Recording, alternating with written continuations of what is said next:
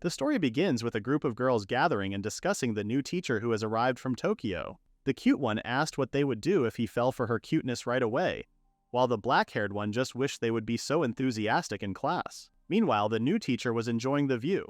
The sea, the sky, the greenery, and the fresh air were all the same as he remembered. Hassaku Tamao had returned to fulfill his promise, and his goal was to give it his all as a teacher. While he was checking his belongings on his way to class, he accidentally bumped into a student. He immediately apologized and asked if she was okay. He felt really bad that he had caused trouble for a student on the first day of the job. While gathering the papers, he noticed that the student got straight A's in the mock exams. She could get into any university, so he was shocked that someone like her would be in a school like this. He then noticed the name on the papers, and it sounded similar. The girl grabbed her papers and told him that even if he meant to, reading off her private information didn't make her feel very flattered. He apologized and called her by her name, which made her even more uncomfortable. She said he was pretty rude, so he wanted to clear things out and said he was her big bro, Tamao. Suzuri stared at him for a moment while he smiled at her. From the way he smiled and his brows, she recognized him. She apologized for not recognizing him before and explained that so much had changed. He said it was okay because it had been 6 years after all. He added that she had gotten a lot bigger too. Suzuri asked why he was here, and he said he was a teacher now and he was going to be teaching Japanese.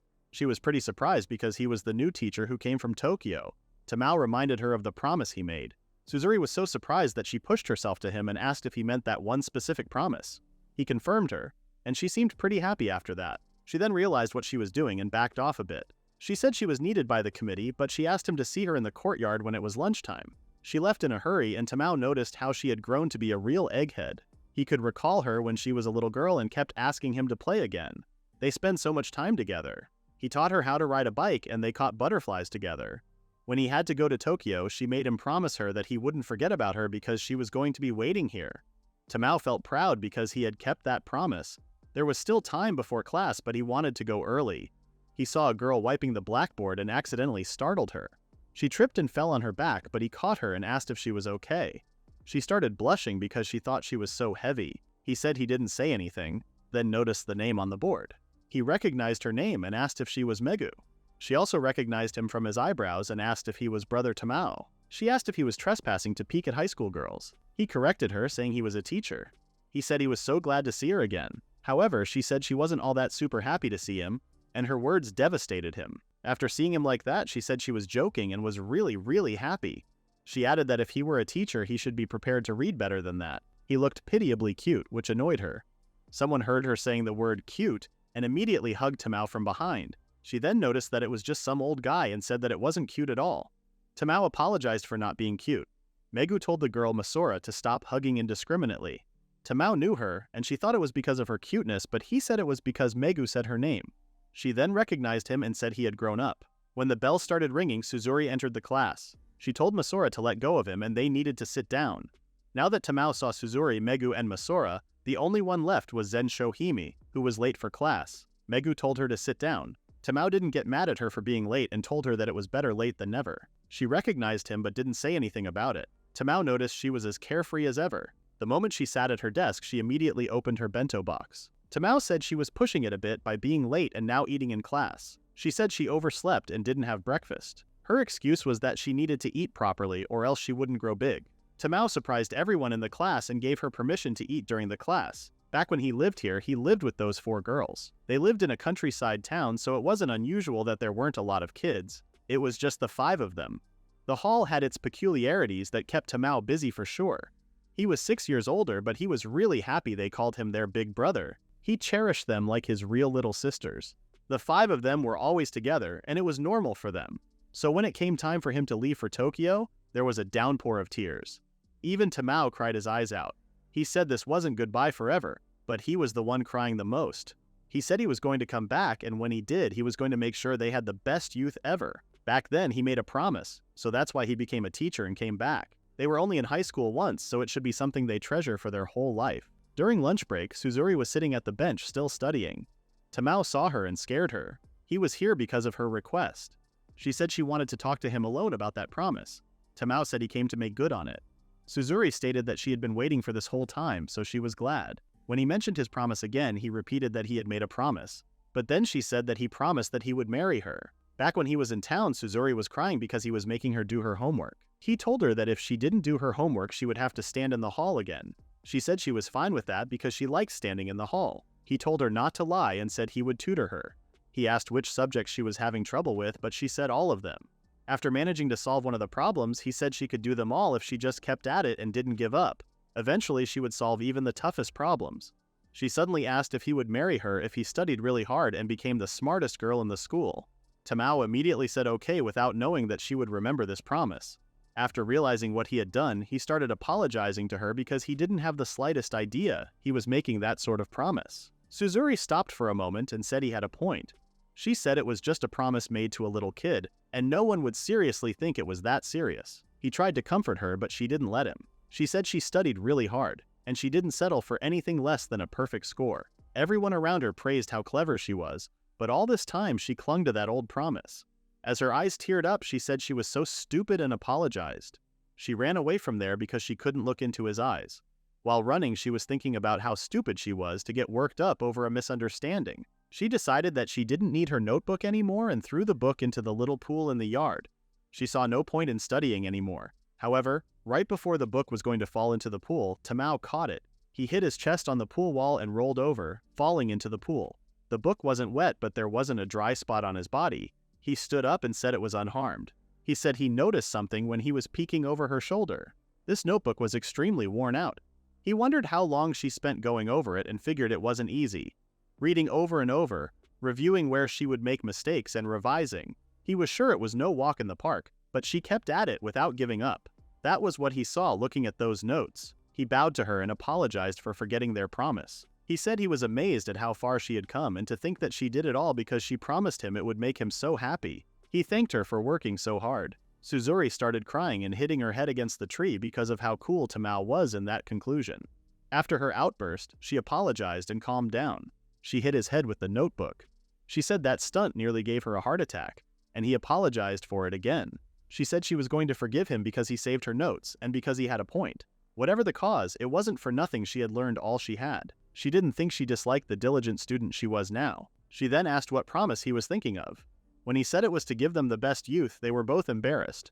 She asked if he became a teacher so he could spend time with them at school. When he confirmed her, she couldn't help but laugh because she totally forgot about that. She said they were even and he thanked her.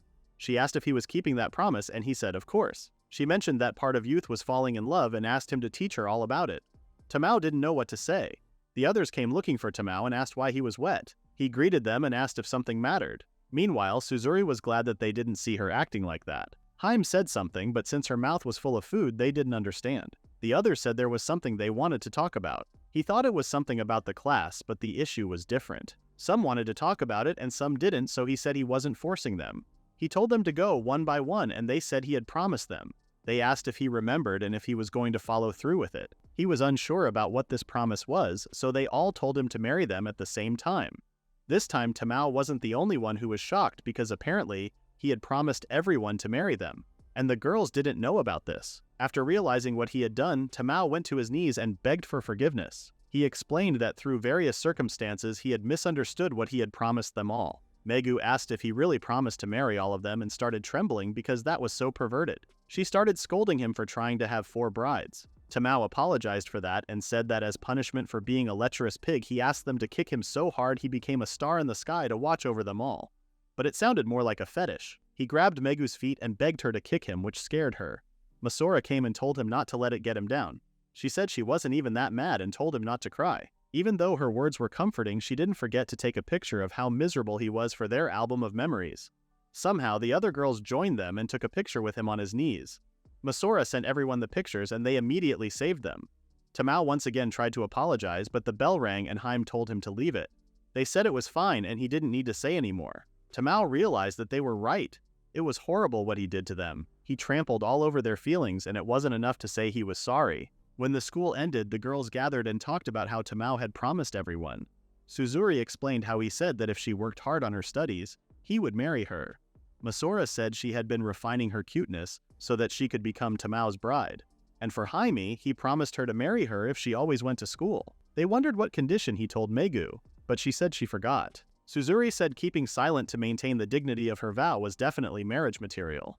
She said they all seemed like perfect wife candidates and she felt like she was at a loss. Megu said the four of them hanging onto his proposal was too much, but in the end, only one of them could be with him. And to take that spot, she would have to go up against her friends. Thinking about their promises, Megu decided that she was no match and said she was out. She said they were all so much better suited and wished them the best. Msora approached her and reminded her of the day they came here. For the art festival, Megu was the winner for the role of Princess Luca. Everyone congratulated her and she seemed happy. The girls were pretty supportive of her. But when the teacher wanted to take her measurements for her costume, she said she didn't want to be the princess. The teacher didn't insist on her and asked the class if any of them wanted to be the princess. During the rehearsal, the girls asked why she quit being the princess. She responded that she thought it would be better if someone else got the role. The girls corrected her that they didn't want it like that. They were happy for her that she got picked. She said that one of them would make a better princess. Tamao came while they were talking and asked if something had happened to Haim. The girls told him what happened, and he asked if they had picked a new princess already. They said they did and he didn't know her.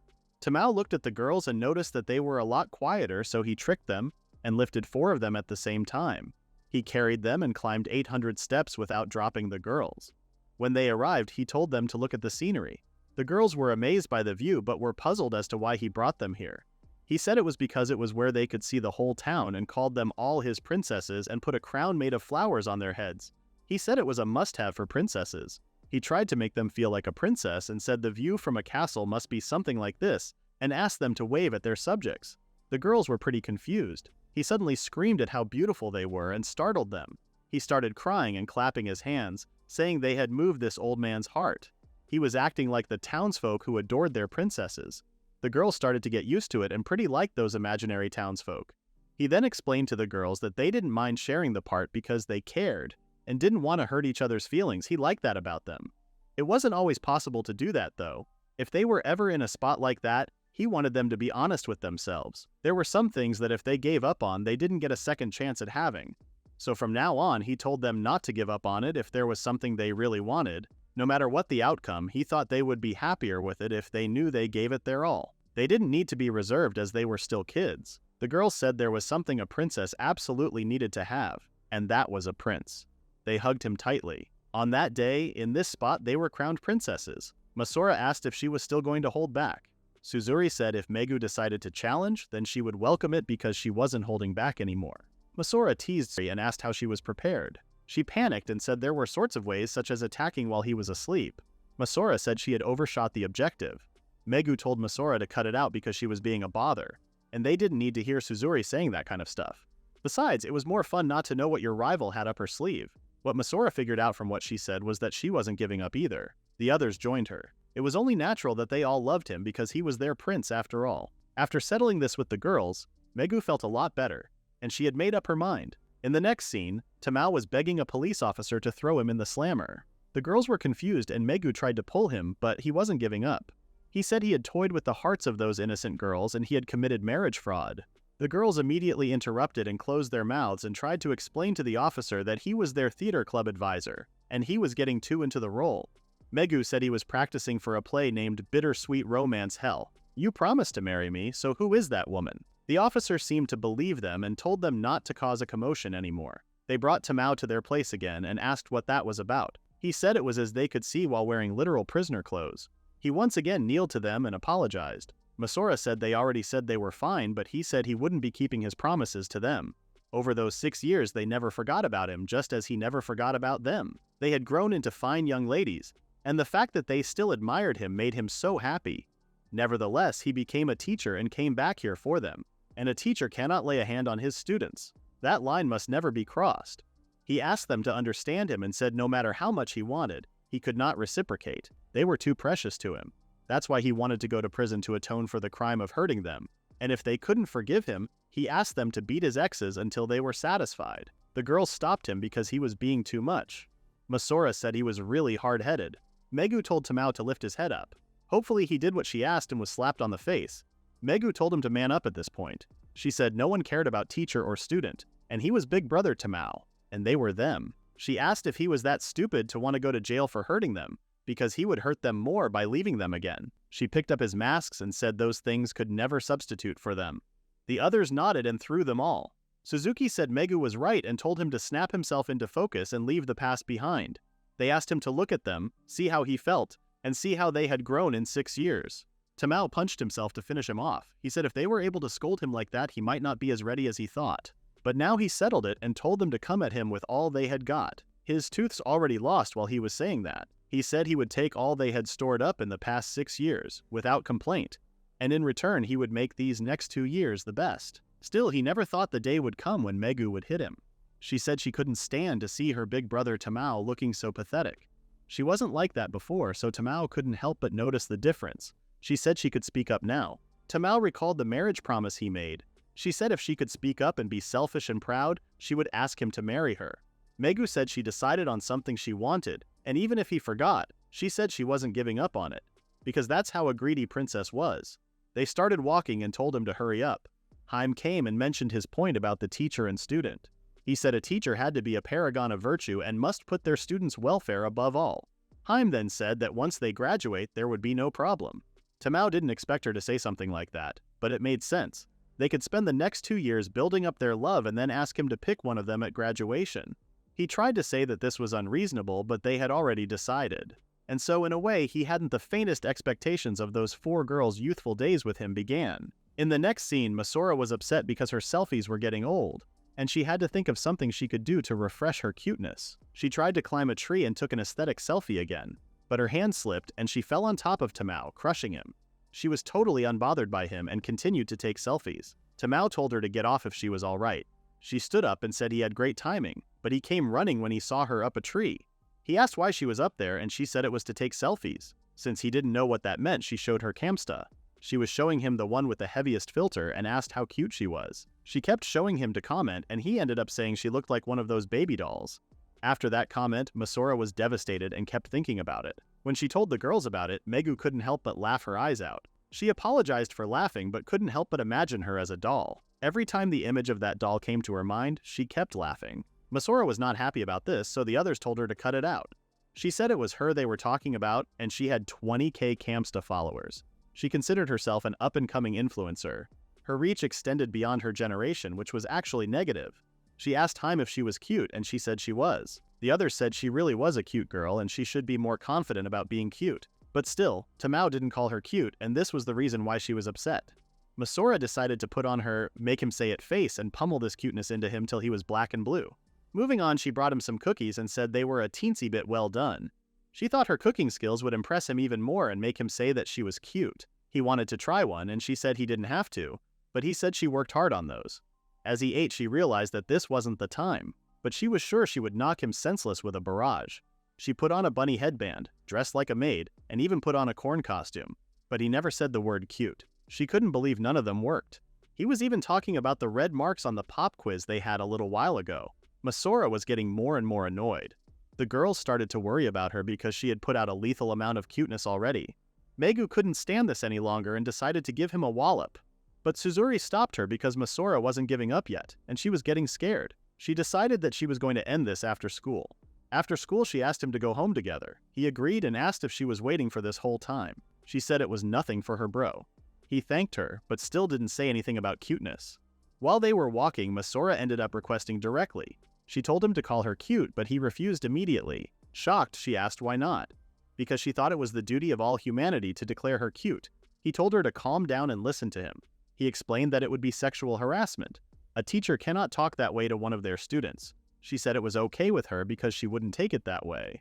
He said that he became a teacher so he could help them experience the best youth. If he were to call one of their precious students cute, he would bear responsibility. As they were talking, Msora's coach came and greeted her. He said they were in a bind and it was an interleague match and their pitchers got cramps. He remembered she had a great arm and asked her to fill them in. She said she wasn't on the team, but he said they were open to outsiders. She tried to find excuses like she would get sweaty and might get sunburned or muddy. Her excuses didn't work on him, and he asked when she acted so prissy because it didn't fit her at all. Back when Msora was a kid, she was a great player. She was always good at sports, so she tended to play with the boys more. But she also liked to sew and loved cute things. The girls were talking about how some clothes would look cool on her, and she was happy. When they were talking about what they were going to be when they grew up, the girls immediately assumed she would be a baseball player. It wasn't like that, but she still said she would become one. On her birthday, her grandparents bought her baseball gloves. She couldn't come out and said that she wanted a cute hair clip. She knew cute wasn't for her. But in her room, she would try on her sister's dress and wonder if she looked cute. One day, Tamao saw her wearing that dress. She said she looked weird and she was going to change, but he said it really suited her. He said it was like seeing a new side of her. He then took out the birthday present he got for her, and it was the hair clip she wanted. He said he couldn't give her anything on the day, but he was mulling it over and thought this clip suited her. From her reaction, he thought she didn't like it, but she said it was because she wasn't girly enough and wasn't cute. Tamao patted her head and said she was cute and guaranteed that. At that moment, Msora realized that she could be more than just cool and she could be cute. That day, she asked if he would marry her if she ever got to be really, really cute, and that's how Tamao promised her. Back to present, the coach took out her ribbon and said this cap suits her better than that ribbon. He forced her to put the cap on, but Tamao grabbed the man's wrist and said the only one who gets to choose what suits Msora was her. Furthermore, he added that pursuing her own interests suits her just fine and she was plenty cute. He gave the ribbon back to her and she thanked him with teary eyes. Coach didn't even realize that he was being the bad guy here and apologized to her.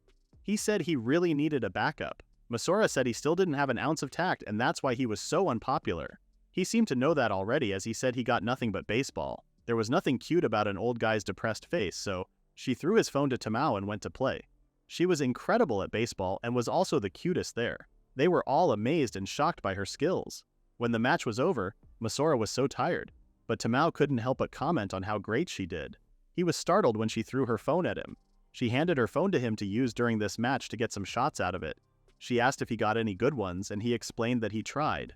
She noticed that he used the normal camera app and there were no filters on those at all. She couldn't put those on Camsta, but she said he was going to be taking a lot more pictures of her once they got married. Tamao tried to object, but she reminded her that he had to take responsibility now that he called her cute.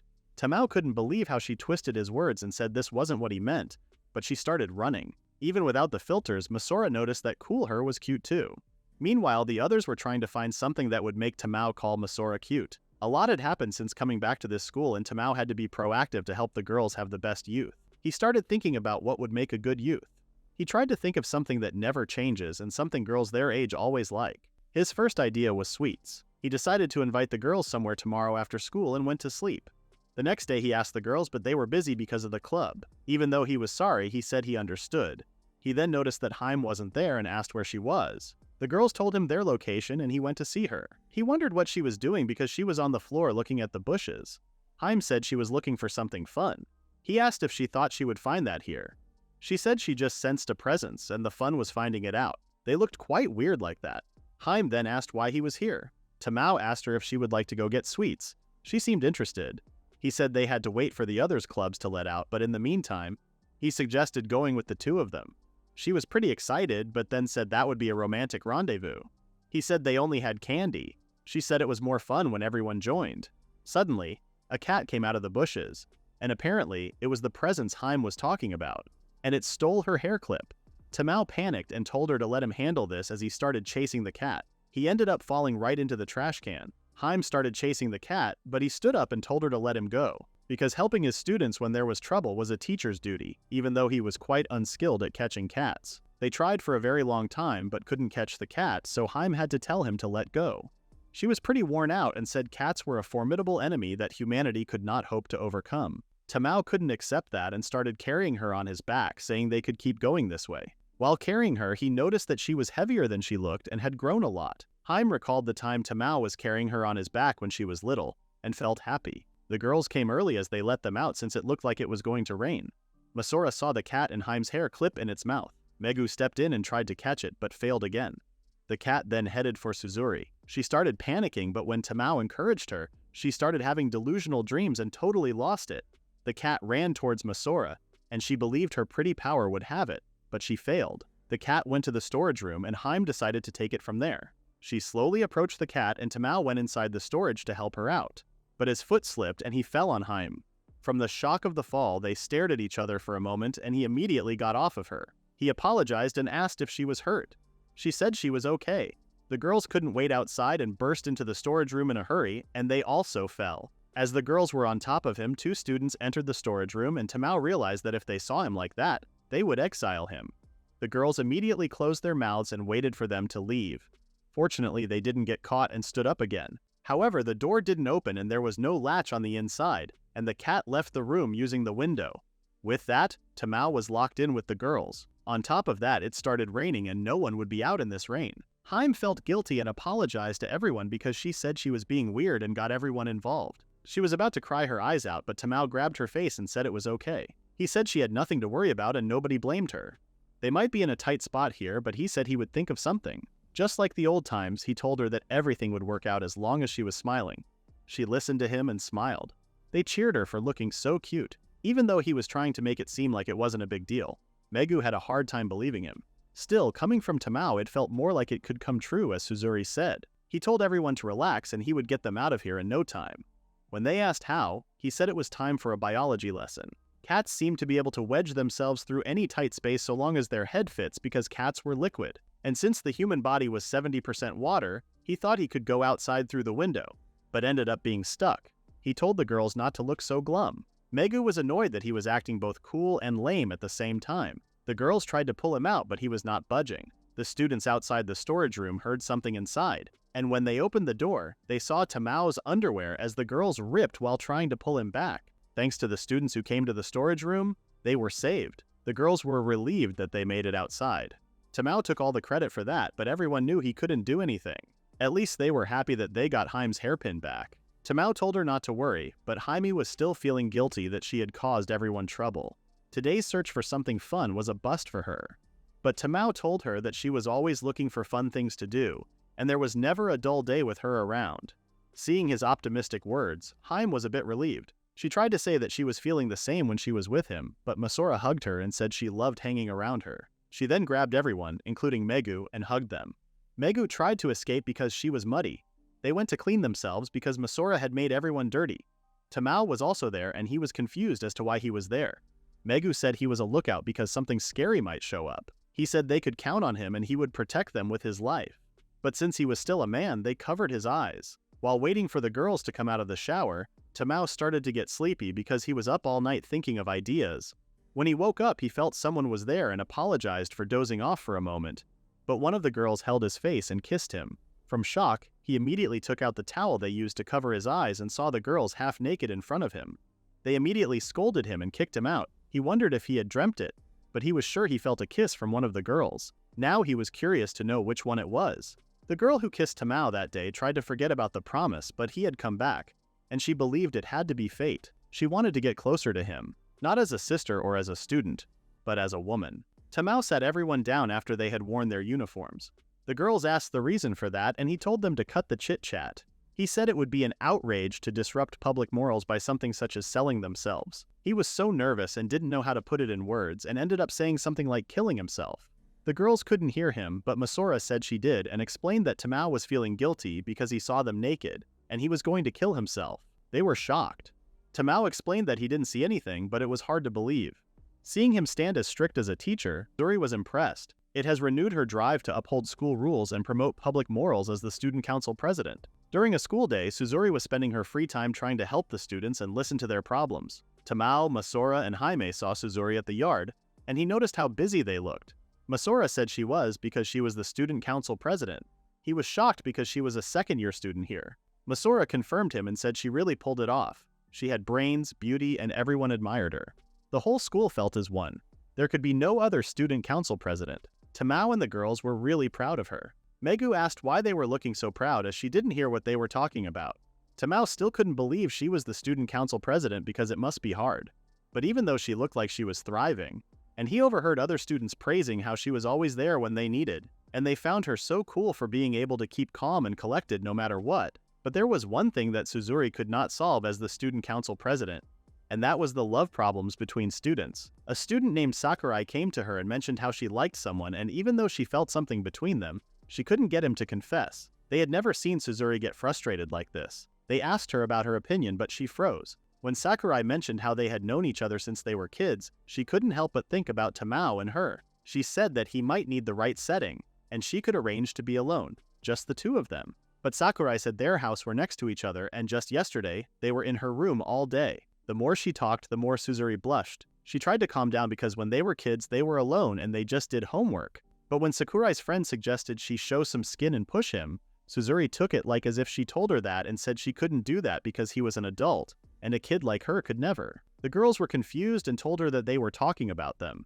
Suzuri had to leave there and went to class after blowing that. She needed to project a more dependable image. She started to think about what would happen if they had the chance to be alone. She started writing down her dreams about Tamao, and the things she was writing started to get intense. She decided to stop there because her big bro Tamao would never be this bold. And since she was so focused, she didn't notice Tamao standing right in front of her desk. She asked how long he had been here, and he said he had just gotten here. Thankfully, he didn't see what she was writing and asked why she was suddenly at her desk. She told him not to worry and it was just a girl thing. Before going, he mentioned how he had seen her helping out earlier and told her that she was incredible. His words encouraged Suzuri a lot more than he thought, and she left the classroom to help everyone. She went to the hall and asked if anyone here needed help with anything, and told them to just ask her, their student council president. People came here with a bunch of problems, such as being called to the office, cutting their hair too short, and not knowing which chicks were male and which were female. She helped every single one of them, and the more she helped, the more they came to her. One of her classmates asked if she was okay and if she needed a break, but she said she was fine and told her to keep calling people who needed help. Doing this got Tamao to praise her, so she wanted to keep going more and more. At lunch break, Tamao noticed the three of the girls and asked if Suzuri didn't join them. Msora said the president wouldn't eat with lowly commoners. Megu told him to ignore her because she was moody about how Suzuri had been too busy to hang out. Sounded like she had gotten it rough with student council work. They said it wasn't exactly student council work because she was doing way too much stuff, and it wasn't even for the council. It was all stuff she put herself up to. She was helping people non-stop, and Haim was worried about her. After hearing their concerns, Tamao went to see Suzuri. She was still going over the things she was going to do after school to help people, and couldn't stand straight as she was way too tired. Thankfully, Megu was there and caught her. She told her not to do too many things at once. She thanked Megu for catching her and promised to reward her. The others came, and Msora was so happy to finally be able to hang out with her, but she said she couldn't join them as she had a lot to think about. The girls couldn't say anything back other than telling her not to push herself too hard. She said she was fine even though she looked tired. At home, she realized how she had them worried about her and thought she was a failure as a president. She looked at her school uniform's pocket to set her problem-solving schedule, and she noticed that her notebook was missing. She started panicking because if someone looked inside the notebook and saw the romantic things she wrote, she would be done for. She went to school running, but she was too late. The gate was closed. She could climb over the gate, but that was against school rules. While she was thinking about what to do, Tamao came and asked what she was doing here. She told him she forgot something and she needed, but since the gate was closed, she didn't know what to do. Tamao didn't say anything and just opened the gate. As he went inside, Suzuri asked if that was okay. He said it was probably not, but she wouldn't get rest easy until she had gotten that thing back. She was lucky that Tamao was on lockup duty today. They went inside and Suzuri took her notebook. Now she could calm down, but then realized that things were settled. It was quiet. It was just her and Tamao, and they were in the school at night. This was just like the scenario she made up in her head. She felt upset that she didn't wear something cuter. She came in a hurry, and she had worn out things on her. She decided to go with Msora to pick out new roomwear next time. Tamao asked if she had found it and startled her as she was in her head. Seeing the notebook in her hand, he assumed it must be a pretty important notebook. She said it had her notes of all the things she had been asked to help with. She wanted to go over them at home too. Tamao said it was good that she was such a hard worker, but she should try not to wear herself too thin. He mentioned that the others were worried about her. She apologized and explained that even if it was difficult, each time she realized one of those hopes, she felt more confident and felt like she was doing her job well, and she thought it would be nice if she could accomplish it all and do everything written here. He had no idea, but she wanted to make the scenario she wrote come true. She then said she should get going and thanked him for his help. But Tamao stopped her by slamming his hand on the locker. He told her to come with him for a bit and went to the faculty. He said it would be bad news for a new teacher to get caught walking a student home, so they would have to keep the lights off. He prepared hot cocoa for her because she must be cold. She thanked him and apologized for making him break a school rule for her. He told her not to let it bother her. He did it because he wanted to. Besides, school regulations were there to protect students, and there would be no point in following them if they were making you worse off. For instance, her friends were a bunch of serial rule breakers, so she shouldn't force herself to be something she wasn't. It was great how much of a hard worker she was, but if she took on too much herself, she was going to break down. He comforted her that she was doing awesome enough as she was, and she should take it easy once in a while. After that, he told her to drink her cocoa and remember to relax. Suzuri was so happy to be next to him because he did all this to tell her that. Even though he could say wise things like that, he was still her big bro Tamao, who drinks the cocoa incredibly loudly. She said he was just the same as ever, and that put her at ease. It was relaxing to know that because she always thought of school as a place to work hard in, so being this vulnerable here felt strange. She told him to come and sit down, but he said he was good. She insisted, but he said it was okay and still stood up. Suzuri started getting anxious, worried that she might have done something wrong by chance, but he said nothing was wrong and it was about him. So much happened with them since he got back, and on top of that, in this situation, keeping cool was pretty much impossible for him. She froze a bit because of confusion, and he decided that refusing so sternly made it weird in its own way, so he sat like normal. Suzuri's heart was beating so fast and hard that she was afraid Tamao could hear it, but then decided that it might be better if he could. She enjoyed this quiet moment with him, just like in the scenario she wrote in her notebook. But Tamao ruined the whole moment with his loud sipping. She said she was having a really good monologue, and he ruined it. Now he wouldn't be able to hear the sound at all. He asked if he was supposed to hear something. She said she would make it easier and got closer to him. Now getting this close felt almost immoral. Tamao said he was still not hearing anything and ruined the moment again. She backed off and said it was nothing. He started to say he might have too much earwax built up, but he was sure he had been cleaning them. Meanwhile, Suzuri realized that she had a dirty mind. After this realization, she panicked and stood up to go and accidentally dropped her notebook. Tamao picked it up and accidentally read the scenario she wrote on it. Nervous, he just said she had good composition. In the next scene, Suzuri called for Tamao and wanted to ask him something. She saw him in a passage and asked her question. She couldn't believe it herself, but ever since her shameful side was exposed to him, she had actually been feeling like it was easier to approach him. While Tamao was listening to his answer to her question, Megu watched them being so close to each other and wondered what had happened. She was so jealous and wanted to be close to Tamao too. But when she said "me too" to herself, the other girls next to her heard her and were so excited somehow. Apparently, Megu joined a conversation and accidentally admitted that she had kissed before. The girl said she was talking about how she and her boyfriend kissed, then she said "me too." When they asked if she haven't, she couldn't say no and said she did in a very cool tone. Kohinata Megu was a girl with good grades, younger siblings, and a strong character, standing at 170 centimeters. However, she tends to want to show off. The girls talked about how they wanted to go past just kissing. Megu couldn't believe high schoolers were going even that far, but when they asked if she had done it, she couldn't say no because she constantly wants to show off. She had decided to act on what she wanted because Suzuri wasn't the only one who had changed. She started walking confidently towards Tamao and encouraged herself that just asking for his lime was not a big deal. Tamao stopped and asked what was up. When he asked if she needed anything, her confidence level dropped and she started shuffling. She then said she just happened to be walking here, and he got in her way. After scolding him, she spun and walked off. She couldn't understand why she was so useless in situations like this. It was really hard for her to ask if she could have his lime, but because of the way she was, she kept thinking about the possibility of him rejecting her. She was seriously scared of getting rejected. When the school was over, the girls gathered and started walking home. Msora suddenly asked if they had Tamao's lime, and the others said they didn't. Megu was scared that Msora had already asked him, but fortunately she said she didn't have it either. They decided to just ask him because then they could invite him to hang out with them more. Suzuri comforted herself and the others that there wouldn't be an issue because they would be asking as his childhood friends and not as students and teacher. Megu thought Msora would just ask right away, and Suzuri could do that too. She even thought Jaime could do it. The girls noticed her mumbling and asked if she was all right. Her phone started ringing, so she was startled. It was Megu's mother asking where she was. She said she was still at the school gate.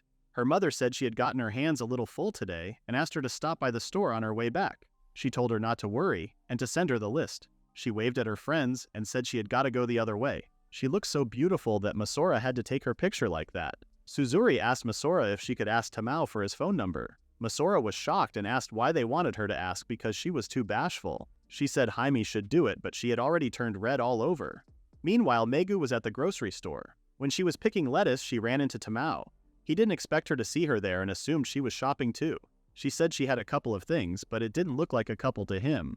She panicked and explained to him that she was going to eat it all by herself and she was asked to buy stuff for the whole house. She even showed him the message her mother sent, even though he said he believed her. While he was looking at the list of things she needed to buy, Megu realized that she was too close to him, but then remembered how Suzuki was also close. If he pulled away here, she wouldn't make her progress. Tamao called her name as she was dozing off a bit. He said this looked like an awful lot for one person and wanted to help her out. He picked up the basket for her and started carrying it. As he was walking through the market, Megu couldn't believe they were going to shop together, and this sounded like a date, which excited her even more. While passing through the shelves, Megu was almost sure this was a date. This was her chance to get closer to him, just like how Suzuki did. She started thinking of ways to do that and thought she could ask for his contact information. The thought of going as far as holding hands with Tamao crossed her mind and she started sweating. Tamao asked where they were going next and scared her. They went to buy some kids' clothes for her little brother and sister. She said they were in kindergarten, but they got up to all sorts of stuff. They wear through socks all the time, and as soon as she got home, they always wanted to play with her, so she wasn't getting a moment of rest. Tamao started laughing, and this offended her. She asked what was so funny, and he said he wasn't laughing at her. He was just thinking how dependable she had become because she used to cry so easily, and now she was a responsible big sister. So he was happy to see her like that? She was touched by his words, but obviously didn't show him that and said she was 17 now, so she had to.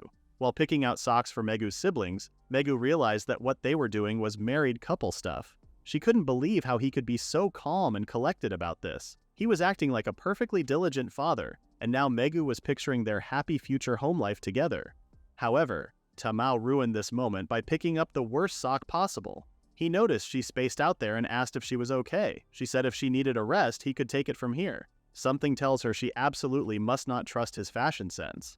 Though it might be a good time to ask for his lime because it was just the two of them, and they were relaxed. She forced herself to speak because she believed she had changed. When she was little, Tamao and Megu were running together. Megu seemed to push herself too hard, and Tamao noticed that. He asked why she was so crazy about running all of a sudden. She said when they got measured in class, the boys were laughing at her because she was taller. It was really embarrassing for her and she felt bad. She knew she should say something, but she couldn't. Then the girls got mad at her and beat those boys. They won the fight super easily, and then the teacher yelled at them because violence was bad. If she wasn't so big and wasn't such a wimp, then they wouldn't have gotten yelled at. And she heard that people could get a little shorter when they run and decided to run a lot. Tamao suddenly confessed to her that he was going to go bald. He took after his grandpa, so he was 100% going to be bald like him. It had already started a little, and he had been made fun of by some classmates. But he was reminded of the time his cold turned really bad last winter and they came to check on him. He was delirious from fever, but their hands were cold and it felt good. And then, Msora said he ended to cooling his forehead when he got a fever, and they all put their little hands on his forehead. His forehead was big enough for everybody's fit, and he was actually grateful for his balding since that moment. Because if his forehead wasn't too broad, he wouldn't have been able to feel all of their kindness towards him at once. Megu had no idea where this was going. He said that no matter what anybody said, he loved his big forehead just like no matter what anybody said, he loved Megu.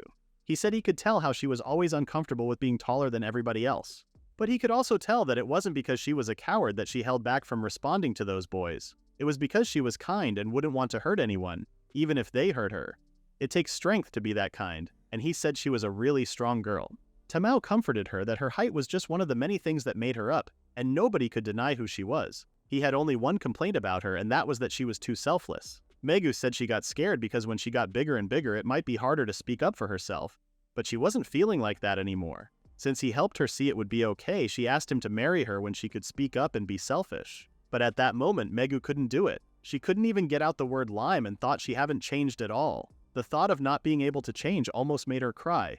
But thanks to her mother's call, she was saved. She said she was still on the shopping street and her mother asked for one last thing. The meats were on sale and there was a huge crowd out there. Tamao was worried about her because he couldn't go pick the meat as his hands were full. She said she could deal with this because she was so big. She got the meat and tried to pull out, but people were crushing her. Suddenly, Tamao held her hand and dragged her to him. He asked if she was okay while being one breath away from her face. The little kids in the shop thought they were kissing, so he panicked and tried to back off. But Megu grabbed his wrist and said he didn't have to pull away. Before he could talk, she told him to listen to her and said if she didn't work up the courage now, she would stay the way she always was. She said she had gotten stronger, but it was all an act. She wasn't tough, and she couldn't play the selfish cutie either. She never managed to speak honestly, but she had the confidence to hold his hand, approach his ear, and say she loved him. And before Tamao could respond, she gave her phone to him and told him to tell her his lime. Tamao apologized and asked what lime was. In the next scene, the girls thanked Megu for asking them. She said it was like teaching her grandfather. Megu couldn't keep it to herself, and she might not make progress, but she was okay with that for now, because she got to be Tamao's first contact. Meanwhile, Tamao's phone was about to explode from the spam messages from girls. In the next scene, the entire school was excited about the sports festival, and everyone was working extremely hard. Tamao was also giving his best to contribute. He said this was what youth was all about, and that's why he was sweating so much from working too hard. He noticed the girls discussing something and asked what they were doing. They said they decorated the megaphone, but it was dull. However, it was dazzling. He said this was plenty flashy, but apparently it still had a way to go. Megu told him that the cheer performance was proportional to the megaphone decoration. She was hyped about this because she was on the cheer squad. He asked where Haim was, and she was over there in the corner sulking like she had already lost. She said sports festivals were something every student was doomed to face, so she must conserve her energy until then. It was obvious that she didn't like sports festivals. Suzuri tried to cheer her up and suggested practicing jumping rope together. Suzuri wasn't going to let anyone get away with this. Msora was on the planning committee, and she was working pretty hard from the looks of it. Out of all of them, she was the most excited about this. While working, Msora heard something called the headband legend. It had been going around school for ages, and it was about two people who traded headbands during the sports fest, which shall be forever intertwined. Her eyes sparkled as she heard the word forever. Her friend said it wasn't like there was any truth to that stuff. She and her boyfriend traded headbands last year, and they still broke up. Speaking of the devil, her ex came and asked her to help him with something. Even though they broke up, they seemed to have an intense atmosphere, so Msora thought she might be onto something. She went to Tamao and he asked if she had done her committee work. She said they were all going home now. Tamao complimented her on how hardworking she was, and he heard that she was taking part in a bunch of events too. She told him not to miss her when she took the spotlight out there and left. Tamao couldn't help but notice how excited she was. The girls were waiting for her by the gate, and she thanked them for waiting. Msora noticed that Haim was fading, but Suzuri said she wasn't and defended that. After they had so much fun practicing jump rope, she was more lively than ever. Msora then told the girls about the headband thing, and they were so excited. She suggested trading headbands with Tamao tomorrow, but Haim said no because he only had one headband. Gasping, Msora asked what they were going to do now. She thought about cutting it up into 4 pieces and even getting Tamao to grow 3 more heads. Suzuri told Msora to trade headbands with him because they wouldn't have known about it if she hadn't told them. But she couldn't accept this, and said this was the worst option, with no fun in it. She didn't know how to put it well, but she just didn't want them to forfeit for their love. Haim raised her hand and suggested having a friendly fight for it, like always. Tomorrow at the sports festival, they will compete in the games, and the winner gets the right to exchange headbands. Whether she exchanged headbands was up to the winner herself. That sounded like a great idea, and everyone agreed. That way, there would be no sore losers, and they would fight fair and square. At night, Megu was having a hard time deciding how to style her hair. Her little sister was watching her and said she was acting funny. She said she needed to concentrate and couldn't play with them right now. They told her that the stove was smoking and she ended up burning the snacks she wanted to bring to the festival. Meanwhile, Suzuri was also getting ready. She thought her makeup might be too eye-catching, but she was competing tomorrow after all, and she had also prepared new underwear. She convinced herself that this wasn't because she was expecting a turn of events where they would be seen.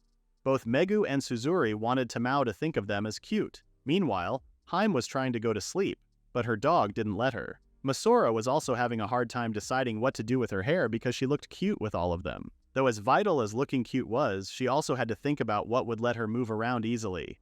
Because tomorrow, her goal was to show Tamao what she was made of.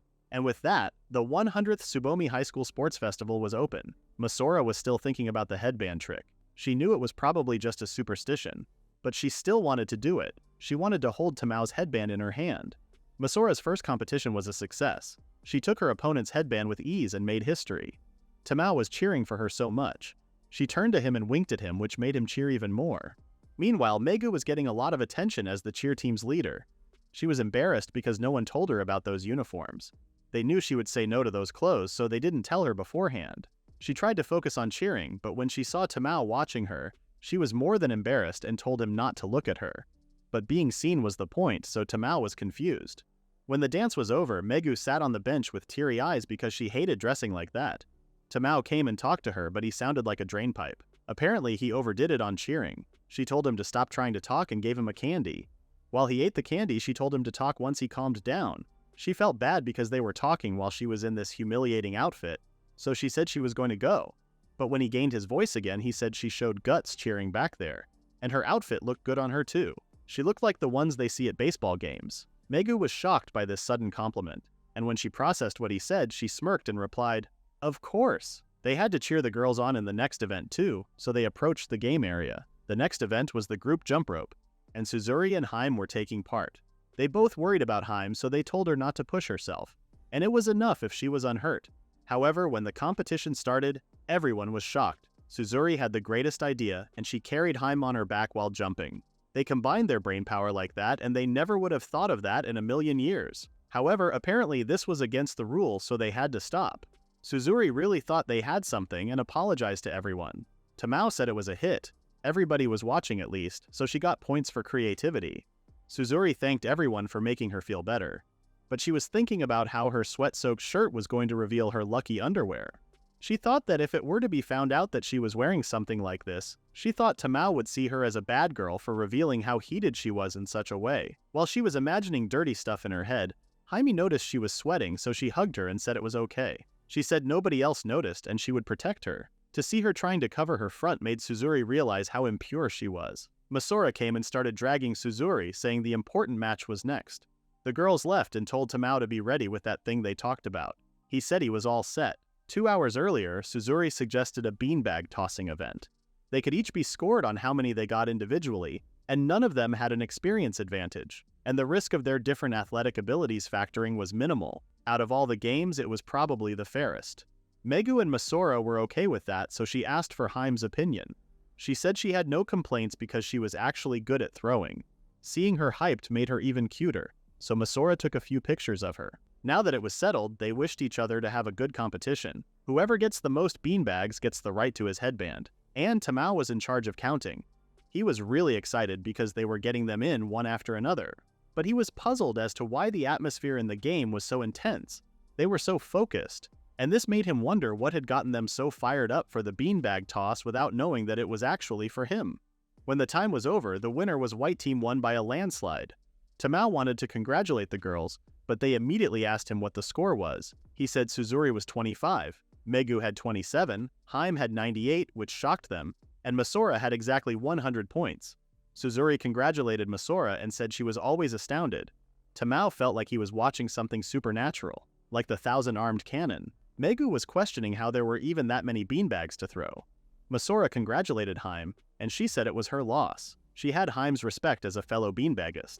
It was an honor to compete against a beanbagist of her caliber. The girls then wished her good luck because she needs to carry through now. Msora's heart started pounding like crazy just by thinking about trading the headbands. When it was lunchtime, the girls took out their bento boxes. Megu's lunch was so lush, Suzuri's looked very balanced for nutrition, Msora had lots of sweet things, and Haime's looked packed with energy, and they all brought 2 boxes to share with Tamao. Megu said she had a feeling this would happen. What's more, Tamao thought the same thing and brought 5 lunch boxes to share with the girls. Since they had so much food, the other students thought there was a banquet. While eating, Msora was thinking about when he should ask him for his headband. She wanted to ask him at the right moment. Tamao noticed something on her cheek and wiped it for her. She decided that this was the right time and started asking. But another teacher asked for Tamao because they were having a committee meeting. He thought she wanted lettuce in hers, but she said that wasn't what she asked. She said the moment had gone, but he insisted that she eat a giant rice cake. Msora decided that there was no point in rushing, so she was calm. Tamao told them that they needed to make sure they were eating enough, but then noticed they all had crumbs all over their faces. He thought they were messy eaters, but they all did it, so he would wipe. The afternoon portion was about to begin, and the first event was a scavenger hunt race. Since it's a momentous occasion, Msora believed she had to look at her cutest. Once her cheerleader look knocked him onto his knees, she convinced herself that they would make their exchange of love, and their legend would completely replace that old one. Now that the stage was set, she entered. When she heard someone ask if anyone had something cute, she was so hyped up and started carrying the girl. She realized that her cuteness was too strong and believed that next time would be it. She wanted to call Tamao, but someone asked for his help for the big ball rolling event. Apparently, their big ball for the rolling event broke, and the solution Tamao found was to make himself the ball. They found him so cool for that, but Msora had to postpone her plan. The perfect moment kept slipping away. The final event arrived, and they were asked to gather at the starting gate. Msora was so tired, and this was the last thing on the program. The girl saw her and asked how it went, thinking she would have already asked him, but she had to say she couldn't ask him yet. She said she was trying, but things never lined up. It was unusual to see her this down. Megu told her that she was their team's anchor and she couldn't slack off now. Msora got the courage she needed and said she had gotten it. She said she would take first place in the relay and keep running to where Tamao was sitting and take his headband. The girl seemed to approve of her plan, except Megu because she was supposed to trade headbands. This also meant that they needed to do their best too. The relay started, and the order was Suzuki, Megu, Haime, and finally, their anchor Msora. No matter what, they were going to help Msora win. Suzuri started running, and she had already pulled out ahead. Megu kept the lead, but the green team was closing in. Msora cheered for everyone. She asked if she was okay and reminded her that she didn't have to force herself. but he said she was asked to run, and she wanted to help her win, even though she wasn't fast. Suzuri mentioned to Megu that Jaime had been training after classes. She was actually conserving her energy for this relay. While she was running, the girls said that the time they were locked in the storeroom might have affected her. She wanted to change and show she had grown. She didn't want Hassaku or others to worry anymore. Haim successfully held their position in the lead and left the rest to Msora. She said the rest was up to her. Msora thanked them and said she was going to get first place, and that headband for sure. However, when she turned her back to running, she lost her balance. She fell, and one of the girls surpassed her. She had to get running and take the first because everybody ran to get her there. She apologized to the girls and said she just had to get back up, but she felt tuckered. She had been running all day and wasn't even sure if she could recover at this point. She started to get scared, but then Tamao called her name. Seeing him cheer for her like that, Msora realized that she wanted to get to him and had to keep going. She started catching up, and this was going to be a close one. Everyone held their breaths for her, and she won the race. And with that, the winner was the white team. Msora didn't stop, so Tamao had to block her and carry her on his back. He told her to hang on tight and left the race area. Everyone was shocked. Tamao brought her to the infirmary. The woman there said Miss Asakawa wasn't here, and if she had gone to the main office, she might not be back for a while. Msora told Tamao that he was so pushy. He forced her to come all the way to the infirmary, and now that they were all alone, she wondered what he intended to do here. She was teasing him, saying he couldn't be plotting to do some indecent stuff, but when he told her to take it off, she retreated and started covering her body with the curtain. He said that wasn't what he meant, and he asked her to show him her left ankle. It looked like it was hurting. Msora was shocked that he noticed that. She said it sprained a little and didn't even hurt since she didn't want to make it a big deal. Still, she teased him, saying he must have been watching her pretty closely.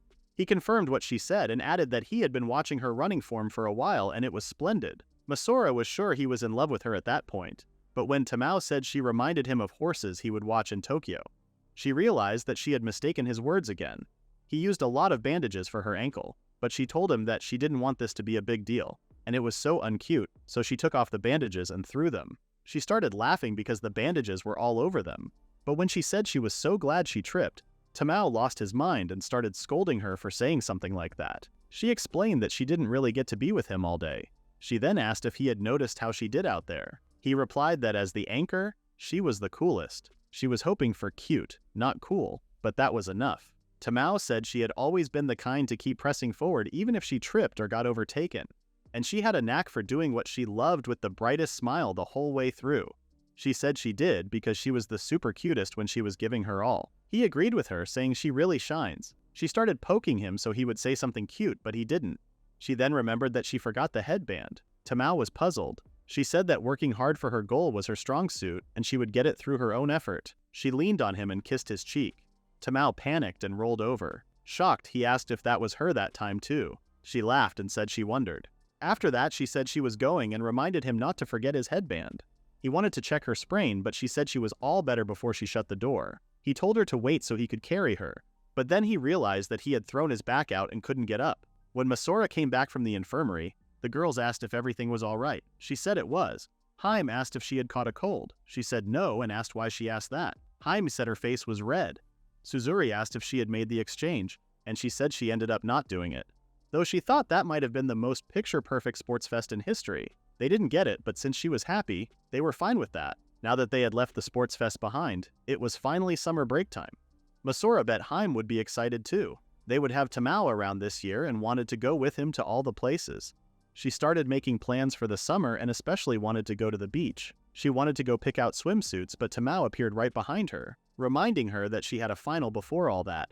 Msora tried to escape, but he caught her. He apologized for ruining the mood, but her midterm results were pretty bad, so since he was a teacher now, he couldn't allow her to run off for summer break with grades like those. Therefore, they were going to have intensive one-on-one tutoring. Hearing the tutoring, Msora disappeared. Haim stopped Tamao and said that if Msora didn't need it, then she would take her place and wanted him to tutor her alone. They went to an empty classroom, and Tamao expressed how having a pupil so passionate about learning was like a breath of fresh air for a teacher. And she already got perfect grades, so he assumed she must have a real thirst for knowledge there. He started thinking about what they should start with. Suddenly, Haim called for Tamao and pulled her skirt up. Tamao was flabbergasted. He immediately fixed her skirt and asked what she thought she was doing. She said it was just as she planned. His cheeks were flushed, he was sweating heavily, and he had a high-pitched voice. Without a doubt, she believed Tamao was in a state of excitement. Just as Suzuri said. Apparently, Haim went to Suzuri to learn how to increase her sex appeal. She said many theories existed, but certainly the top way was peeking at your underwear. Haim took notes of everything she had said. Suzuri asked why she was interested in this topic out of the blue. She said she still looked like this, and Tamao didn't see her as a woman. She wanted to be seen as a viable romantic partner. Suzuri found her so noble and told her to do her best and be sure to wear her favorite underwear. Haim was now realizing that the effect was immediate, and she was absolutely sure Tamao saw her as a woman now. Seeing this work, she decided to press forward. When she asked Msora about it, she said posing was important. She asked how she would pose. Haim showed her, and she found it so cute. She told her to just stretch her back, tuck her chin in, and if she wanted to be more direct, she could put her chest into it. Before Tamao could get over the sudden peeking she made, she started posing in different positions. Tamao's confusion increased the more she posed. After posing, she asked if his heart was beating faster, and he said it was. Her whole face brightened, but she had no idea it was because she was acting weird. She was pretty happy that she got his heart racing. This was working scary well for her, and there was one more thing she hadn't tried. When she asked Megu how she could get him to notice her more, she said she had heard stuff like physical contact, such as holding hands and crossing arms. She panicked and said she had done everything and they had even hugged. Tamao wanted to sit for a while and asked if she would like to check out what the test would cover. She seemed to have settled down, so he thought they would study now, but Haim calmly sat on his lap. She silently wondered what he was going to do against this absolute contact. They couldn't be any closer, so she was curious to see. But Tamao thought she was after a little attention and started patting her head. He said he thought she was acting strangely, but she had always used to love this sort of thing. Haim told him to stop and said they needed to talk. Tamao asked what they were going to talk about. She asked about his hobbies. He said he did bonsai. She asked the music he liked, his favorite food, and even how many children he wanted. He said he would form a baseball team with 9 and said it would be nice to have a dog too. He dreamt of a teeny vegetable hardened in the yard. Haim listened to him closely but noticed she was not getting through to him. He was fully in small talk mode, so she needed to ask him plain and simple or else he wouldn't get her. She turned to him while sitting on his lap and confessed to him that she loved him. Just as she thought, she asked if he loved her. Tamao smiled and said he loved her lots. He asked why she was asking him something so obvious. Haim was upset that she was still not getting to him because he didn't get the sense of the question. But for now, she claimed her spot on his lap. Tamao said he had some papers that needed filling out on the double and asked her if she would be okay while he did some work with her here. She silently nodded. He said he would go ahead and had to squeeze her a little to put the papers on the table. He asked if it was too cramped there, and since he was so close to her ear, her heart started racing. She got out of his lap and he asked if she was okay. She was panting, so he asked if he was crushing her. Embarrassed, she said it was too early for that. He wasn't sure if he understood her, but still apologized. In the next scene, Suzuri was in her room trying to study, but she couldn't focus on all. Tamao was trying to win something at the store, and he was very confident about himself. The old man in there didn't believe him because everyone says those words. He told him to just spin and gather tissues already. But just as Tamao said they would win, he spun and won 5 complimentary tickets to the new Riyoma world. As the old man's daughter gave the tickets, the old man was whining. She asked who he was taking and he thought about the girls. But it would be careless to invite them to a theme park. He was their teacher and they were his students now. But the urge to make his friends he had known since childhood happy was so strong. He thought about it and told the girl that he might take his father. But Msora appeared out of nowhere and asked what he got there. She was shocked to see the tickets and said she would make sure he had fun. It was full of selfie stuff in there, so she believed every girl had to go. He said the 4 of them could go with someone if they liked. Msora asked if he meant he would take them and said that would be best. Tamao realized that there was no way he could say no to that smile. He was still a big brother to them, and having fun in the summer was another part of youth, so he believed he should guide them with a cool head. When they arrived in the Riyoma world, Tamao was amazed by everything. He saw Petty and Polly, their mascots, and it gave him a sense of security. Even though he was waiting for the girls, he couldn't stop himself from getting excited. He tried to relax because he had to count on Riyoma, and the fun was on them. He heard Megu's voice asking him why he was getting so excited by himself. She said he was embarrassed, but Suzuri understood his sentiment because she was also itching. Msora and Haim were also there. Tamao approached the girls, but someone spilled their drink on his shirt. The woman apologized, but he said it was okay and it was his fault. His shirt was destroyed, but since the stain looked like the fish on his shirt, he said it got a brother. The girls loved how he was so unflappable. Megu pulled out a napkin and told him to stay still while she wiped his shirt. He thanked her and said it was hard to tell who was the cheaper one here. He said he would try to make things more serious from then on.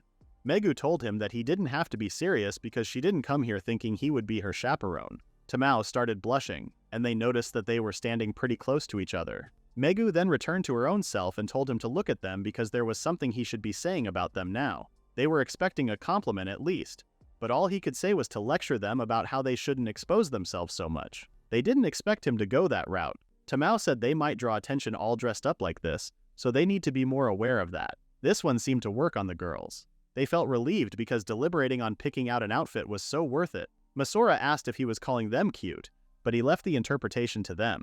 She grabbed his shirt and said she was so happy to hear that. She decided to come in her cutest outfit after all. After that, Tamao led the way and they started walking around. Msora told Megu that she did great.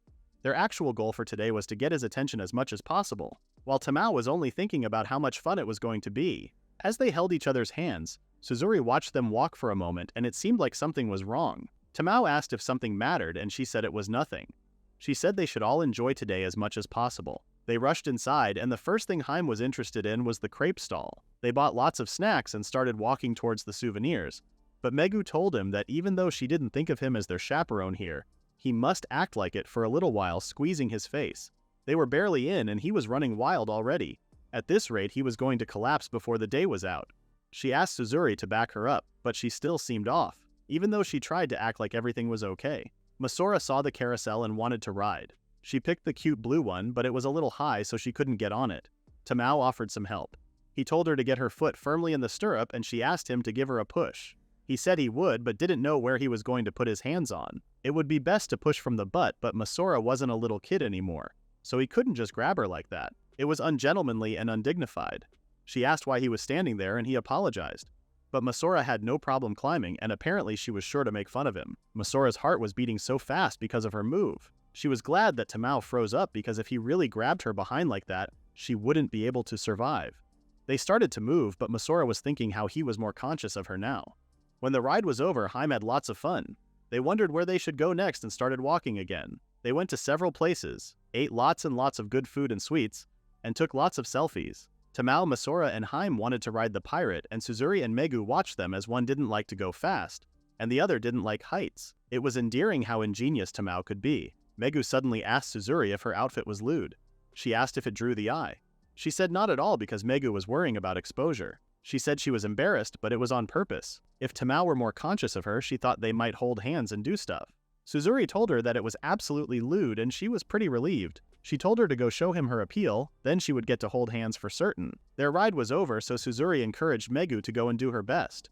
However, Megu couldn't even say welcome because Tamao's forehead was revealed. She told him to bend down a bit so that she could fix his head. Haim was wobbling, so she lost her balance, and while he was bending down, she bumped into him and made him fall on top of Megu, with his hand on her boob. Suzuri got pretty excited because it was Megu's chance to show him her sex appeal, but she felt so nervous and embarrassed that she closed her eyes and told him to get off. Suzuri found that part of her endearing. Their next stop was the rose garden. Haim said there was rose soda there, and Suzuri wasn't surprised that she researched the concessions. While watching the girls walking, Tamao recalled a moment when he was a little kid, and his grandmother found a paper in his backpack. It was about a parent-child school trip to an amusement park, but it was last week. He said there was a show he really wanted to see on Sunday, so he didn't go there. But his grandmother knew that he restrained himself again for her sake because of her weak legs. Grinning, he said he didn't do that. But she already knew the truth and apologized to Tamao for not being able to take him to those places. The girls noticed that he was spacing out and told him to hurry. At that moment, he realized that he might be the one being helped to enjoy his youth. The rose garden was amazingly beautiful. It was a world of roses all around them. It was also a good photo spot. Tamao informed the girls that the best times to see the roses were fall and spring, but in this world they were blooming just as fine in the middle of summer. They saw a little building there and went inside, only to see Haim eating silently. She looked so cute, so Msora had to take lots of photos of her. Suzuri didn't expect this place to have air conditioning. Haim reminded her of something and spoke English. She explained that it was from Alice's Adventures in Wonderland.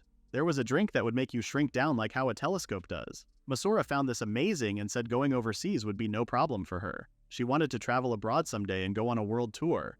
Suzuri said a trip around the world would be quite expensive. She said all they needed for Tamao to pull some more tickets. And if that happens, Suzuri could be their interpreter. Suzuri said that would be quite the responsibility, but she believed in her. Megu was so relaxed in the rose garden, they were so cute and fluffy and they smelled so nice. She mentioned how people say proposals should be made with 100 roses, and it had been her dream to see that. She then realized that she sounded like she was asking him to, and tried to explain to him, but when she turned her back, she saw him playing around with a statue of a bunny and a man. After that, Msora noticed Megu was looking at her phone and thought she had taken lots of pictures.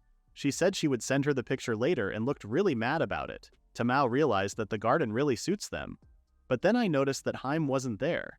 The girls didn't see her either, or Msora started to worry if she might shrink for real. Megu had no idea what she was on, but said she probably just went poking her head in the bushes again. Tamao agreed and said they should stay and look at the roses, and he would go look for her.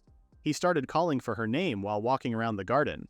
When he finally found her, she seemed happy that he did. He noticed that she had found a good spot that nobody could see from where they were. She said she was good at finding good spots.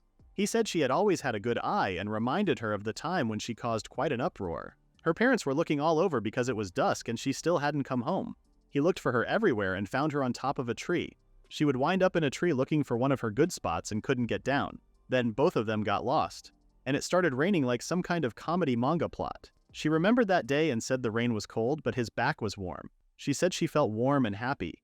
Things made her feel warm, like eating something good or sleeping with her dog or finding something new. She said she felt warm being with everyone or being with her. Tamao agreed with her on that. He said they were such a lively bunch. It was super warm around them. He was really glad they got to come here. Thanks to them, it felt like he was getting his youth back a little. He wished today would never end and wanted to visit again sometime. Haim agreed and wanted to come again every year, because then they would all always feel this warmth.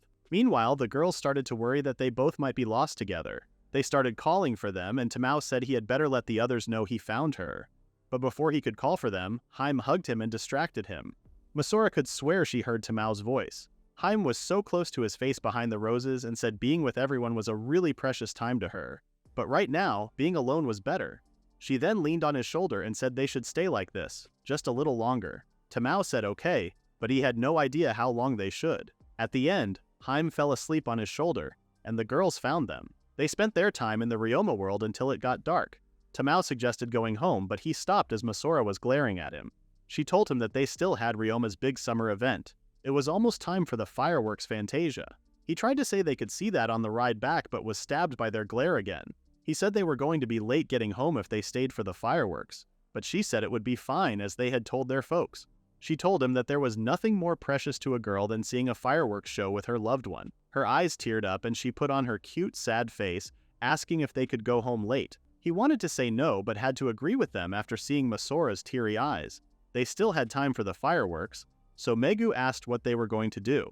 Msora suggested going on a ride and they would have fun right up till the end. Tamao suggested the roller coaster, but since he had been on that thing 28 times already, they said no. They shouldn't go to any restaurants either, because Haim ate too much today.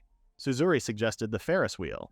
Msora seemed excited and said it would make a pretty good ending to today. It seemed to offer the best view, and everyone had been talking about making memories. Since there were 5 of them, the woman in charge said they would have to split up into 2 groups. At that moment, the girls' romantic processors started running at full speed. Suzuri was calculating the possible combinations, and this meant a shot at riding alone with Tamao. But Tamao told them to ride together. He said it was okay to leave him hanging, but they settled with rock, paper, scissors, and Suzuri was the one who rode with Tamao. They started moving and they could see the lights better in there. Tamao said he could ride it another 27 times, but the park would close before he managed that. Suzuri seemed calm on the outside, but on the inside she was freaking out. She didn't think they would end up together. There were 2 of them, in a secluded space, and it felt like something was bound to happen. But she wasn't ready for that and was too ashamed to even look at him. She decided to look down, but seeing his knees so close to her made her even more excited. She then looked outside, and the view calmed her down a bit. Tamao said it looked pretty at night, and they could see Satuchi. She said she wondered what might lie beyond the sea. Tamao said Honshu, but she wasn't talking about that. She said that it was thanks to him that she learned to enjoy studying. At first, it was just to fulfill that promise, that he would marry her if she became smarter. And her feelings haven't changed, but as she studied, she came to understand things she couldn't, and she got to know about things she hadn't. With each new thing, it felt like the world around her was growing. It was like Alice shrinking down. The world around her just got larger and grander. She comprehended just how small she really was, but it didn't scare her at all. Rather, she was excited. Before she knew it, she had another dream she wanted to pursue. She wanted to get to know this great big world, to see it all with her own eyes. So when she graduated, she wanted to go to a university overseas. Tamao found her dream great and supported her. He would never have thought that Suzuri, who always hated studying, would have that kind of aspiration. She had grown so much, but Tamao was about to tear up. Suzuri added that she was scared of the possibility of not being able to reach that dream. He asked the reason. She said it was something Msora said. She said it was the best when they were all hanging out, and now that Tamao was back, it was even more like the gang was all here. She wanted them all to stay together forever and ever. She was overjoyed, and Suzuri agreed it would be nice, all of them staying together. She asked if she was making a mistake.